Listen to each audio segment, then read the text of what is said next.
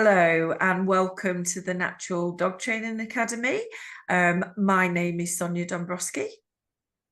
And I'm Lorna Mackay. Following on from our last dog chat, Sonia and I were talking, and we realised that one of the most common issues that we deal with is issues with dogs on lead. Now, that's not necessarily aggression, because it can simply be where your dog's over exuberant or over boisterous and is pulling you down the road. It can be when your dog's out hunting, as we get an awful lot of. But it is an issue, and it's one that affects a lot of dog owners, because let's face it, we all just want to be able to take our dog out. We can't always be in a situation where we can let them off lead. And sometimes that takes a bit of work anyway. But we want to at least enjoy our walk. That's the whole point of having a dog, I think, is to actually go out and enjoy a walk. And if you have a dog that you're not sure or you know isn't going to behave well for whatever reason, then it can become extremely stressful. And that's one of the things that I certainly find when I'm working with a lot of owners who have issues with their dog walking. They get to the stage sometimes where they don't actually want to take their dog out for a walk. And then they start to feel really, really guilty about that. And that, of course, makes it worse. So you've just got a cycle going here where, you know, they end up taking their dog out either very early in the morning or late at night. And it's not always that they think their dog's going to be aggressive. It's just that they're simply not in control of their dog. The dog's not listening to them. It's out there and it's doing its own thing. And the bane of our life, I don't know whether you would agree, Sonia, the bane of our life, I'm afraid to say, is a certain type of lead that allows a dog to be walking way out in front of their owner. One of these, what they called, these... retractable lead. That's the word. I couldn't even remember it, these retractable leads. Now, they have their uses. If you're in a park and you're not letting your dog off lead, then yeah, they have their uses. But for walking in the pavement or walking in built-up areas where you don't have control of your dog, not a good idea, because the dog is just out usually at the full end of the lead, and if you try and pull them back fast, it can rip through your hands. So it's not that we're saying we're against them totally, but for teaching your dog to walk nicely in front of you, I think you would agree, Sonia, not really the best bit of equipment. But anyway, it got me thinking. I actually watch and follow a certain well-known international behaviourist. So I'm not naming any names, but it's someone I respect a lot, and I respect his methods and the way he works with dogs. But I was watching him the other day, and what he's doing at the moment is he's doing lots of little clips, little short videos of people with problem dogs that aren't walking well. And the only issue I would say is that he knows what he's doing, and he tends, obviously this is for TV, so he tends to take the dogs, and within that space of time, he's got those dogs walking beautifully. Now, we know, Sonia, it doesn't work that quickly. It does with this chap because he knows what he's doing. But I sometimes feel for these owners who are standing watching him and thinking, oh, if only it was that easy. But it's not, because you have to learn how to handle your dog. Wouldn't you agree, Sonia? You've got to actually learn how to do it. And that's really what we're in the business of doing, is showing people, and very much, I think, working with their confidence. Because if you're confident when you're out with your dog's going to listen to you a lot more. Oh, definitely. And you know, how you hold the lead also is important. That's like why we like working with the 6-foot soft training leads, but how you hold the lead, and always using 2 hands, especially if you've got a problem, because like you said, Lorna, a lot of dogs that do launch out, it doesn't mean that they're aggressive. They could be excited to get to that dog or that person, or even that interesting smell over there. you know, or launching at cars and things like that. There's lots of different scenarios. But yeah, when you tighten up on the leads, then of course your dog pulls more, don't Yeah. they? Yeah. So you tighten, they pull against it. And that's just the way that it is. Yeah. One of the things that I stress a lot, because apparently it's physics, not that I was ever very good at physics, but apparently in physics, if you pull one way, then whatever's on the end pulls the other way. So you see people all the time, you know, tightening up the lead, rolling up the lead and pulling their dog back. Well, Really you're tight. ending up there with a battle of strength. Now, Mm, if you have a tiny wee chihuahua on the end of the lead, it might not be so bad. But, you know, an average sized dog and a big sized dog, very muscly, then, you know, it's just a battle. And that's not what walking's supposed to be about. mm, So I'm always saying to people that, you know, yes, there are times, of course, to be in control of your dog, you might have to do a little bit of pulling back, but then you need to immediately release that pressure on the lead. mm, You know, when you agree, Sonia, it's not about releasing the pressure so the dog gets into a dangerous situation. It's just releasing the tightness on that lead so your dog doesn't feel trapped. mm, Because it's that phrase that everybody knows, fight or flight.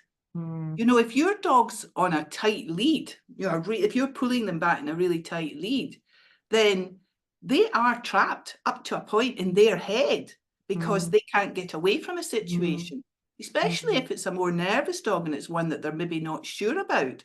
mm, So you need to lessen the pressure on that lead just by releasing it that little bit. mm, And you will be amazed, wouldn't you agree, Sonia? You will be amazed mm. at how much control you actually get over your dog when it's not on a tight lead. People don't It's believe it until they actually start doing it. mm, Because mm, when your dog doesn't feel trapped, it's in a much better position to actually listen to you and to, you know, to look at you and take in what you're trying to say. mm. But tight leads, no. Tight No. leads and a flexible tight leads, no, don't It, work for walking, in my it's opinion. more like a quick check, isn't it? But Yeah. whenever we go to a house where the dog walking is an issue, and whether that's launching or just pulling down the road, then or reacting to something, what do we always do first, Lorna? We make sure the owner gets out the door and the gate, Yeah. if Yeah. there is one, first. Mhm. That's so important because, you know, if you think about it, if your dog is pulling you out the door and pulling you out the gate, then they're in control, aren't they? Mhm. Yep. It's just they're in charge of the walk. And also if you're trying to teach, the important thing is first of all, teach your dog to walk to heel Mhm. before you tackle the launching, because walking to heel is about leadership, isn't it? It's not about Yeah. basic obedience, but you have to do it. If your dog is reactive to things, then you have to do it in a quiet space, don't you, Lorna? Very important to practice the walking to heel in a quiet space. When a dog goes out, in their mind, they're going hunting. Yeah. That Yeah. is what is happening. Mhm. So we can humanize it all we want, but it's not the case. They're going hunting. So nose down, you know, or pulling to where they want to go. So that doorway and teaching them in a quiet space is really important to start off with, isn't it, Lorna? Yeah. But if that, you're so right, Sonia, it is in their heads, it's a hunting experience. But also in their heads, they're going out with their pack.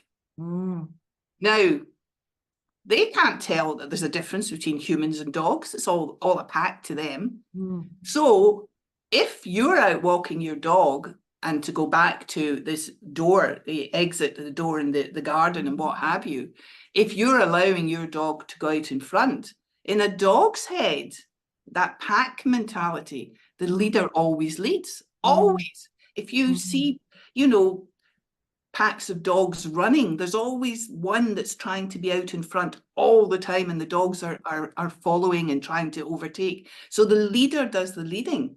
So think of the messaging that you're giving to your dog every time you open that front door and let your dog shoot out in front of you. You're saying to that dog, well, you take charge here of the walk because I'm going to be behind you. There you go. Yeah. Yep. But the difficulty, Sonia, I think, with owners is that packs often are so different to humans. I mean, we let our children go out a door in front of us because we want to catch them in case they fall. So our mentality about exiting a house is so totally different to a dog. But in a dog's mind, even a tiny, tiny little puppy would always be behind the leader because the leader leads and the leader protects the pack. Exactly. So so it is important that owners try and understand how their dog thinks, and then you'll understand why you have to do certain things on the walk. It's like if you have more than one dog, how many times have you seen one of your dogs rush to get out into the garden first in front of the other one, or into the kitchen first from the lounge or wherever? I mean, I had a Cocker Spaniel staying, and Harry, obviously a Rottie, is way up here. Reggie's down there, and I opened the back door the first time to let them out, and Reggie, the Cocker Spaniel, jumped over Harry, my Rottie, to get out into the garden first. So, going first is about leadership. It's nothing to do with anything else. It's about leadership. And there's lots of things that dogs will do with body language, with items, with competition, about leadership. But walking to heel is about leadership. So, getting out the door first is really important. If your dog's a puller anyway, teach it to walk nice first on the lead, and then tackle the launching. But again, like we get so many times, Lorna, how many clients have said to you, but isn't my dog supposed to sniff? And do what they want? Well, yeah. Well, of course they are. It's lovely for them to have a sniff. But if they pull on the lead, then it's when you say, not when your dog wants. Because if you're walking in your own little world and the next thing your dog gets a scent over there and you're gone. So it's so important, isn't it? And then how often I've had this several times recently. How often do you get the situation where the dog just decides to stop walking? Yeah. If that's a tiny, tiny little Yorkie, it's not too difficult. Not that I would ever agree with this, because I don't think you should pick your dog up because that's exactly what they want. But if you've got a golden retriever who just decides to stop walking, this is a control thing. This is dogs. This is leadership, isn't it? This is dogs challenging you.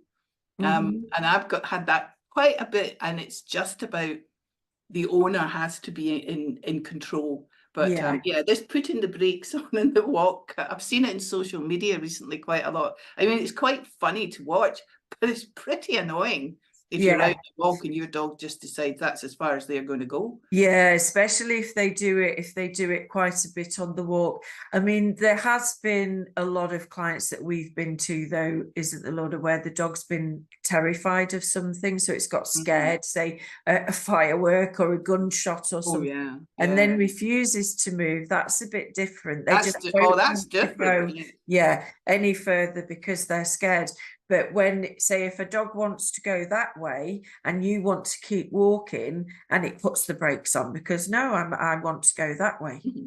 So it is quite funny, but it's not an ideal situation with that. Yeah. But just go over the food a little bit, Lorna, because we say that a dog, when they're going out hunting. And what they do is there's a couple of signs you'll know if your dog is hungry, won't you, Lorna, when they go out, because their nose won't come off the floor. Now, how many spaniel owners do we go to and they say, well, that's what they're trained, that's what they're bred for? Yeah. No, because you can train a Springer Spaniel and a Cocker Spaniel and a Retriever to go and get whatever it is they need to get and bring it back. They don't, when they're coming back, they're not just on the floor constantly. So if your dog is on the floor constantly and picking bits up, then they are hungry, because when they go out, they're trying to subsidize their diet, aren't they? Yeah. Yeah, I mean, we obviously understand that, but I think an awful lot of owners just think dogs should sniff. So, I mean, of course dogs should sniff. We're talking the difference between the dog going out and never, virtually never lifting its nose off the ground. That's excessive. And I remember when we did our training, Sonia, it used to be called the dog's out hunting in its secondary food source. Do you remember that? Yes. Because if you don't have a garden, because a garden can be a secondary food source, you'd be amazed at what dogs can pick up just even in their paws, you know, if they're out hunting. But yes, if the dogs, these are the signals you need to look at. But we're talking about, you know, with the food thing, we're talking about excessive sniffing, you know, every single, the nose just literally doesn't lift off the ground. That's not normal walking. You know, we're not talking about just sniffing, because all dogs, of course, sniff. That's how they communicate. They scent other dogs, don't they? Yeah. Yeah, but a lot of dogs that we go to see, they, you know, before we've introduced the exercises and the walking, they're stopping every few seconds, aren't they, to mark, which, you know, and it is the communication with other dogs, it's their hunting walk, so, you know, they're letting other dogs know that they're there. But the important thing is, you know, have a practice with your dog, get them to walk nice by your side, do, you know, some walking exercises, and then, you know, give them a break. So wait, go on, and then have the end of the lead and let them sniff and have a great time for a I while. think actually, Sonia, a very simple exercise for people to do with their dog, and a lot of owners do this, but just teach your dog to sit at the side of the road beside you before you cross, because that's getting your dog to look at you and focus on you. And it is about your dog wanting to listen to you. So if you have a dog that's pulling a lot, then even just start with that. You know, you need to be patient and just get your dog, every time you cross a road, get your dog to sit beside you, and then they don't move till you say away or go or something like that. And that starts off this communication outside with your dog, because it is about getting eye contact, isn't it, Sonia? Because eye contact, when your dog looks at you, it's much more likely to do what you want because it's respectful. You know, if you tell your dog to sit or tell your dog to lie down or whatever, they should give you eye contact. And if you don't get that eye contact, then I'm afraid you're way down the bottom of the list as far as the dog's concerned. So these are just the kind of things to look out for and to work on a little bit more. And it's not difficult to sort those kind of things. But eye contact's pretty important. Oh, Any definitely. kind of instruction. Yeah, I mean, there's a lot of dogs out there in the Luna that do walk lovely, you know, and will do it straight off the bat because they're not trying to be in control. They're not lucky. They're just happy to go out for a walk. I mean, you know, the dogs that we go to see are real naughty dogs, aren't they? They've got like behavioural issues as well as the walking. I mean, it's not often we go and see a dog where they actually walk well on the lead. That's quite rare, isn't it? Normally we go and see for different I behavioural don't issues. know that I'd agree that they're naughty. There are some dogs, that just like to act up. Yeah.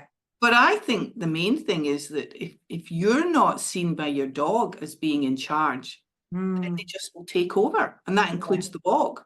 You know, and you can get very confident dogs who don't really care about you very much, you know, because they're confident themselves. So they'll pull you down the road because you know, that's just the type of personality they have. But then you get the dogs that are actually quite nervous and quite timid. You get an awful lot. I know I've worked an awful lot with border collies that are much better off lead and running in the field because that's what they're bred to do. And walking can be quite a challenge with them because they've got to be stimulated. You know, you need to work their brains. It's not just physical exercise. Well, same with any dog, really. But yeah. I mean yeah, it's the important, isn't it? The stimulation as well.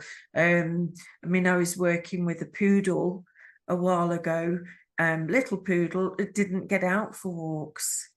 And you know, and because of that, and didn't really get very much rest in the day. And because of that, there was a lot of issues, you know, resource guarding and all of that. So no matter what size your dog is, it's very important that they do get out and smell different smells and, you know, get that stimulation, isn't it? But always start off going out that door first and the gate first. You know, if your dog does pull, do the walking exercises, get them walking nice. And then what's your advice, Lorna, for when they do see something that they want to go and pull at? Now, sometimes what I say to my clients, keep walking, keep checking, and or sometimes I get the dog to sit. Just really all depends, doesn't it? Yeah, I would probably do the same. I think the most important thing is that your dog sees you as being in charge. So you certainly don't want to tighten that lead up, and you want to do your best to stay calm. So yes, I think if you can just calmly walk on and don't make a big deal about it, because your dog picks up, you know, on the energy you're putting out. So if you're worried, then your dog's going to get worried. So yes, I would agree with you, Sonia. One of two things: you either just ignore it and you just keep walking if you can, or yes, you maybe get your dog to sit, or in certain situations, you know, as long as you're not tightening the lead up, you might be better to make a bit of a detour. I mean, I think in the early days, if you're teaching your dog to walk nicely, you don't want to get caught passing dogs in very narrow pathways. No. You know, we wouldn't recommend that because it's too small a gap. So it's just using a bit of common sense.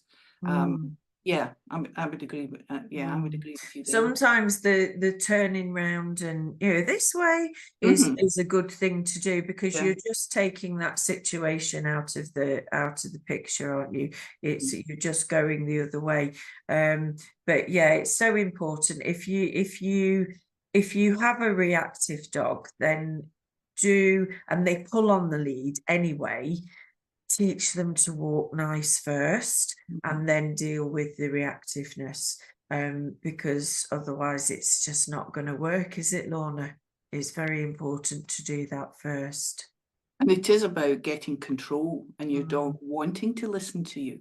That to me is the most important thing, that when most dogs which react are in many cases just a bit frightened when they're out there. You know, so they need to see that you're in charge, hence you leave the house and the gate and the garden first and all that sort of thing. But there's all number of exercises you can do to get your dog's focus, number of walking exercises and that.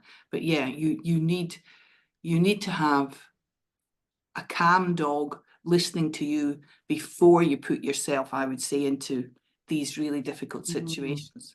Although it's not always possible to avoid them, is it?